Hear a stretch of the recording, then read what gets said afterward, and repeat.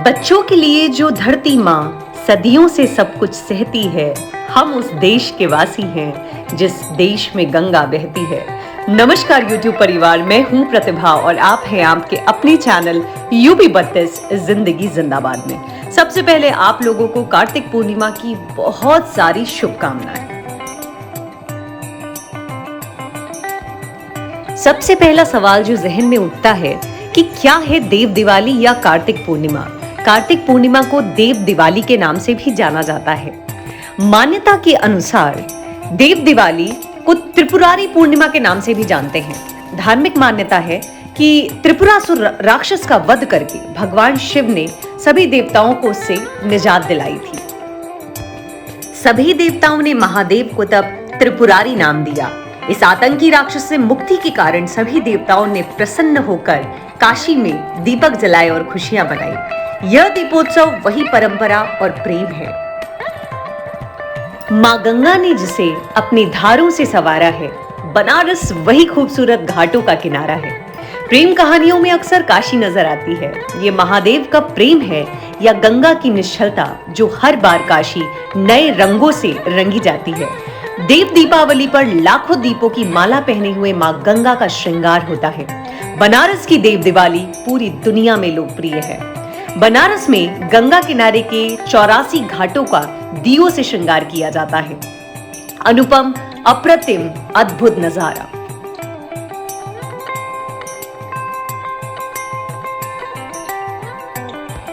ये पौराणिक और ऐतिहासिक विविधताएं हमें अपने कल्चर से जोड़े रखने का काम करती हैं। अपने सामर्थ्य अनुसार हम उसे निभा भी सकते हैं, एंजॉय भी कर सकते हैं और आने वाली पीढ़ी को सिखा भी सकते हैं। तो यहाँ मैंने तैयारी शुरू कर दी है देव दिवाली की, जिसमें बहुत सारे दिए जलाए जाएंगे। मौसमी या ऋतु फलों का भी बहुत अधिक महत्व होता है। तो यहाँ पर मैंने मौसमी फल इकट्ठा किए हैं जिनको कि मैं पूजा में रखूंगी। ये छोटा सा व्लॉग एक प्रयास है अपनी खुशी जाहिर करने का, सनातन के प्रति, अपने भारतवर्ष के प्रति, भारतवर्ष की परंपराओं और मान्यताओं के प्रति। हमारे शास्त्र और पौराणिक मान्यताएं देव दिवाली का एक बहुत महत्वपूर्ण स्थान बताती हैं। ऐसा कहा जाता है दिवाली के समान ही देवताओं की दिवाली कही जाती है और इस दिवाली पर कुछ चीजों का परमार्थ बहुत ज्यादा होता है, जैसे कि 365 बातियों का दीपक। इसके बारे में मैं आपको आगे बताऊंगी और दिखाऊंगी भी कि ये दीपक कैसे बनाया और कैसे जलाया। त्योहार और उनकी तैयारी आपको मानसिक शांति तो देती ही है, साथ ही आपको कंस्ट्रक्टिवली किसी अच्छे काम में बिजी रखती हैं। ये हस्तांतरण जब आपकी आने वाली पीढ़ी देख करके लेती है तो वो उसके प्रति ज्यादा संबद्ध होती है और ज्यादा जुड़ी हुई होती है। तैयारियां शाम से शुरू हुई हैं क्योंकि एक निश्चित कालीन समय होता है हिंदू समाज में जिसे हम मुहूर्त कहते हैं, और यहाँ से मैंने तैयारी शुरू कर दी है अपनी पूजा की। आप मेरे हाथ में जो ये सूखा नारियल या गोला देख रहे हैं, इसी से मैं बनाने जा रही हूँ अपना 365 बाती का दीपक। ये ट्विलिंग जो मैंने यहाँ पर लपेटनी शुरू करी है, ये कलावा है। इस कलावे में 6 तार हैं और जिसको कि मैंने 61 बार इस तरीके से घुमाया है और अब मैं इसे दोनों तरफ से काट लूंगी। ये बन जाता है 366 बाती का दिया, जिसमें से एक एक तार मैं अलग कर दूंगी। तो यानी 365 बातियां बनाना कोई बहुत बड़ा टास्क नहीं है, लेकिन हाँ थोड़ा ध्यान पूर्वक करना पड़ता है। जैसे कि मेरे पास दुर्गा चालीसा थी, मैंने उस पे लपेटा। आप किसी कार्ड पे लपेट करके भी इन बातियों को तैयार कर सकते हैं। आसानी से ये बातियां तैयार हो जाती हैं। यहाँ मेरे पास 4 जोड़े बाती हैं और 2 नारियल है, जिसमें से एक मेरे मंदिर के लिए, एक तुलसा माँ के लिए, एक शमी के पेड़ के लिए और एक शिवालय में जाएगा। तो ये जो छोटे से प्रयास हैं, ये आपको मानसिक संतुष्टि और शांति प्रदान करते हैं। यहाँ पर मैं इन दीपक को थोड़ा सा सजा लेती हूँ और पूजित कर लूंगी, जिसके के बाद मैं अपनी पूजा आरंभ करूंगी।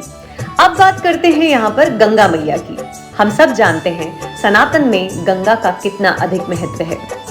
पतित पावनी गंगा, नमामि गंगा। कार्तिक पूर्णिमा के दिन गंगा स्नान विशेष महत्व रखता है। कहा जाता है पतित पावनी गंगा सर्व पाप नाशिनी है। गंगा घाट पे इस दिन शायद ही तिल धरने की जगह मिले।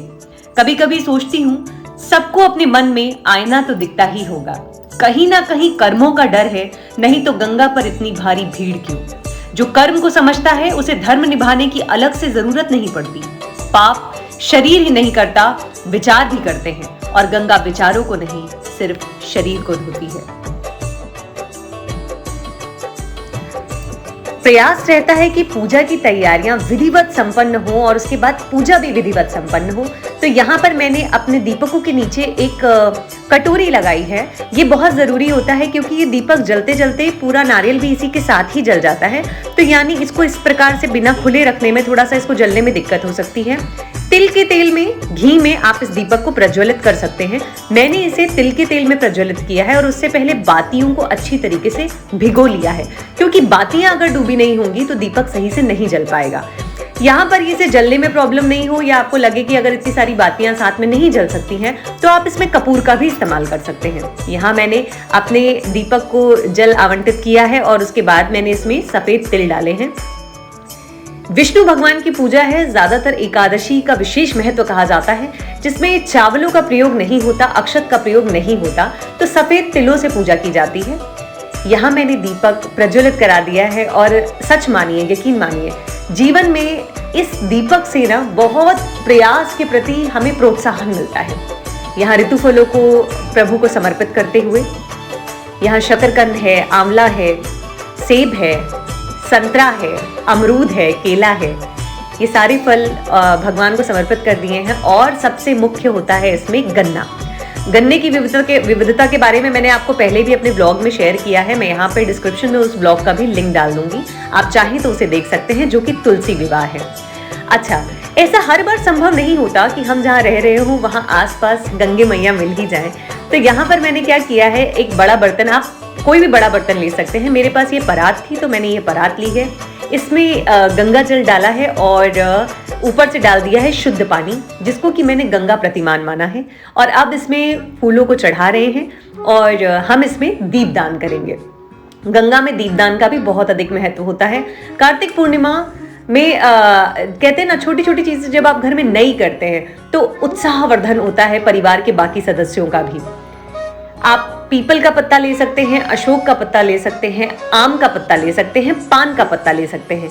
यहाँ मैंने पीपल का पत्ता लिया हुआ है और अब इसमें मैं दीप प्रज्वलन करके गंगा में विसर्जन करूंगी। हर हर गंगे। तो गंगा जहां आपने चाहा वहां गंगे मैया आ गई। इसे कहते हैं मन चंगा तो कठौती में गंगा। मुझे कमेंट करके जरूर बताइएगा कि आपको मेरी ये प्रस्तुति कैसी लगी, ये प्रयास कैसा लगा। देखिए, जब हम कोई चीज़ करना चाहते हैं ना तो हमारे पास बहुत सारे ऑप्शन होते हैं, बहुत सारे ऑप्शन। अगर हम नहीं करना चाहते तो उसके लिए बहुत सारे एक्सक्यूजेस भी होते हैं, लेकिन उन एक्सक्यूजेस से पार जा करके उस चीज़ को कर पाना, यही तो त्योहारों की खूबसूरती है और यही क्रिएटिविटी है।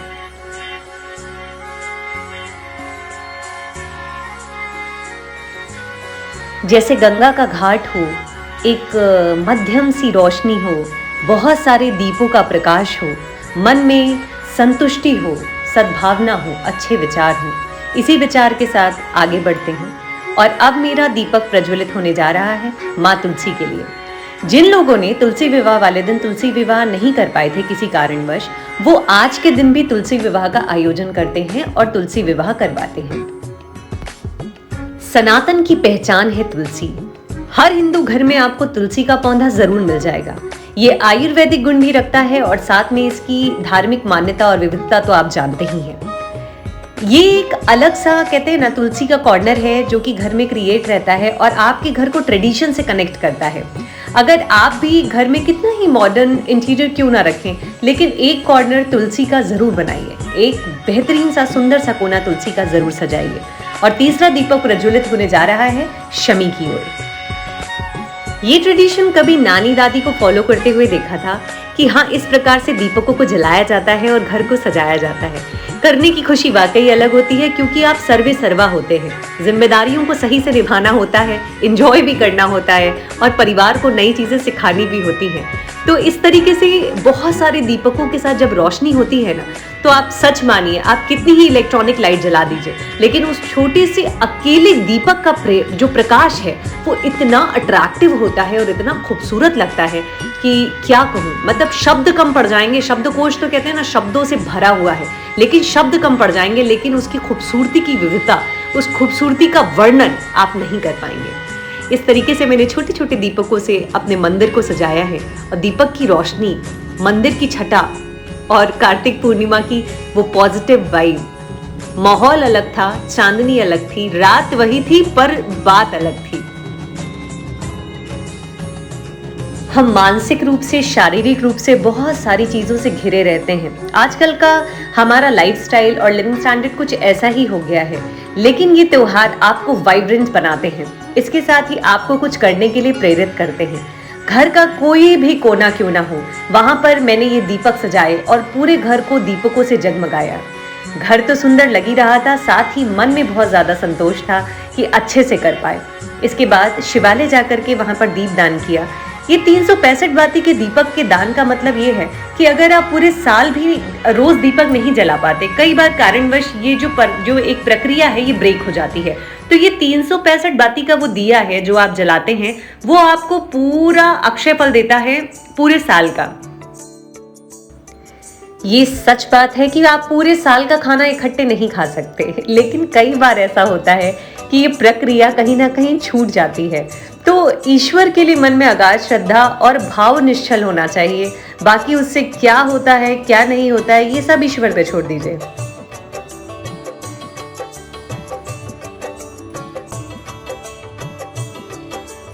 तो इस तरीके से संपन्न की है हमने अपनी देव दिवाली की पूजा।